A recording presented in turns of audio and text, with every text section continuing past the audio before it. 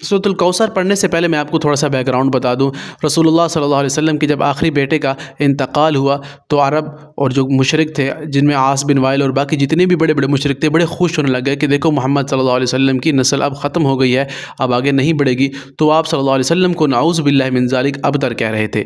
تو اللہ تعالیٰ نے اسی تناظر میں آیت نازل کی اور فرمایا کہ اے نبی جی صلی اللہ علیہ وسلم، ہم نے تو آپ کو خیر کثیر عطا فرما دی ہے، آپ کا نام تو ہمیشہ باقی رہے گا، اللہ کے نام کے ساتھ ہی رہے گا۔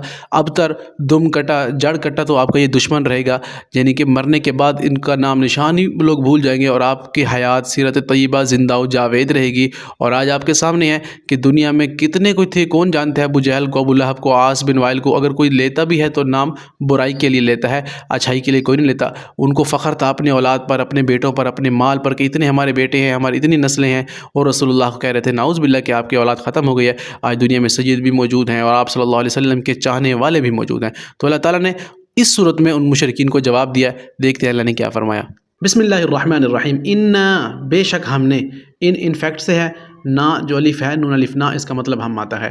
میں آپ کو بغیر گرامر کے سمجھا رہا ہوں عام لوگوں کے لیے، تاکہ آپ کو آسانی سے سمجھ آ جائے کہ میں کیا کہہ رہا ہوں۔ انا، بے شک ہم نے، اعطینا، عطا کرنا، ہم نے عطا کیا، کا مطلب آپ کو۔ انا اعطینا، بے شک اے نبی جی صلی اللہ علیہ وآلہ وسلم، ہم نے عطا کیا آپ کو الکوثر، کوثر، حوض کوثر، خیر کثیر، اس کے دو مطلب ہیں۔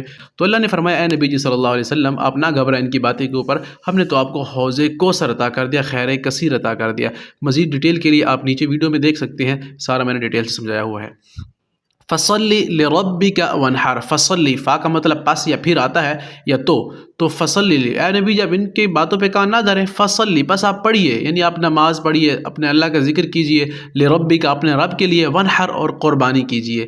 یہاں پہ یہ بھی پتہ چلتا ہے کہ جب عید الاضحیٰ آتی ہے اس میں پہلے نماز پڑھی جاتی ہے، پھر اس کے بعد ہی قربانی کی جاتی ہے۔ تو اے نبی جی صلی اللہ علیہ وسلم، آپ نماز پڑھیے، اپنے رب کو یاد کیجئے اور قربانی کیجئے۔ ان شانئک هو الابتر، ان کا مطلب بے شک آئے گا، شان دشمن کہتے ہیں، کا مطلب آپ کا۔